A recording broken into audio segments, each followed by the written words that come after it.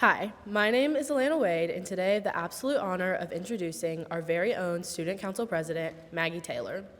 All of you know Maggie as the girl who walks up to this podium every day about 3 seconds early as we sing Day by Day and smiles awkwardly straight into your eyes. But I have gotten to know her as one of the most genuine and caring people I have ever met. Upon her arrival to St. Mary's freshman year, she immediately became recognizable through her boisterous laughs and outgoing personality. I have had the pleasure of not only becoming good friends with her in and outside of school, but also as struggling partners in religion class. Maggie is someone who is always interested in what you have to say, so I hope you hold her in the same regard today as she imparts her wise words on us.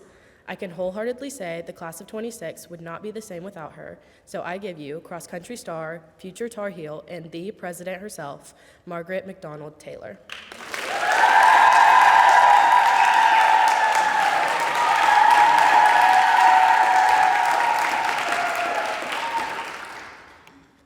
Growing up, most of my summers were spent in one of two places, Grace St. Luke's Summerfest and my grandpa's lake house. At Summerfest, I spent my days from 8 a.m. to 5 p.m. in my staple summer outfit, a mud camp tie-dye t-shirt, Target shorts, and chacos. And at my grandpa's lake house, I wore the exact same thing, just with a bathing suit involved in the mix.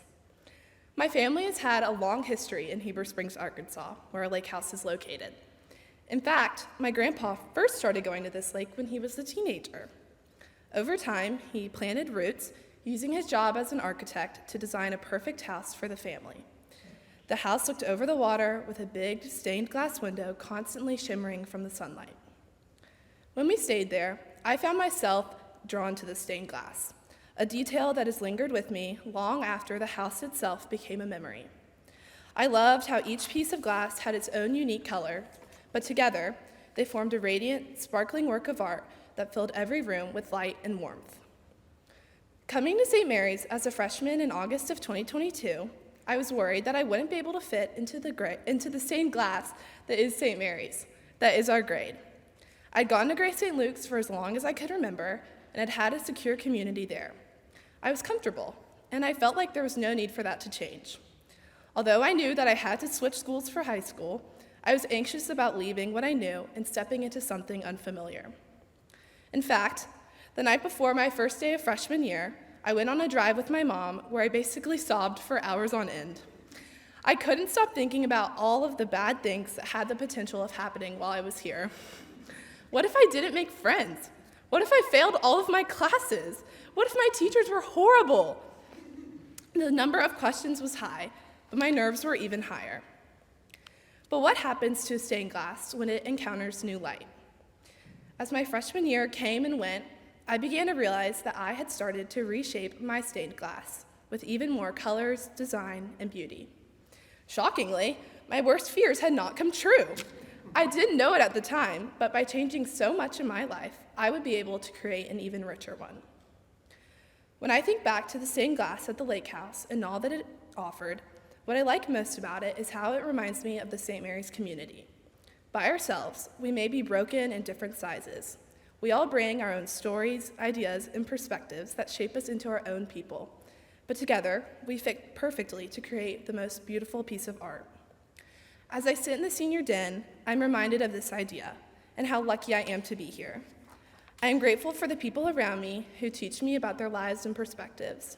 I am lucky to hear the laughs of classmates that echo the halls at all times of the day. Thank you, Jocelyn. And I am so lucky to be surrounded by a group of girls that knows how to spend their time well, by talking constantly and eating an astronomical amount of food whenever the opportunity arises. Okay, despite our differences, our shared experience of being a St. Mary's girl is what I adore most. Whether we have been here for 15 years or 2, we all know that our time here is short and precious, and that we need to make the most of it.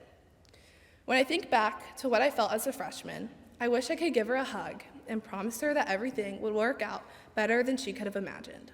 She would soon make 69 close friends who now feel like sisters, a group now so hard to leave. With college on the horizon, my stained glass is destined to change. We will all soon move to new cities, make new friends, have new professors, and more. We won't sit in chapel every day with each other, singing hymns and praying the St. Mary's prayer. But I know that this stained glass will not shatter. It will only shift with us. It will grow larger, keeping us united as one, just in different areas of the world. Experiences will come and go, but our time at St. Mary's with each other is something that will be hard to forget. Our stained glass will keep shining. To my lovely St. Mary's community, and in particular, my beautiful class of 2026, you are my sisters, my best friends. You have taught me more than you could ever imagine, and I am so grateful for each second that I have gotten to spend with you all. Each one of you has changed my life in ways you may never understand, but I'm so grateful to have had the opportunity to change with you. I can't wait to see what the future holds for each one of you and how beautiful our stained glass will be with the new experiences we will soon make. Thank you.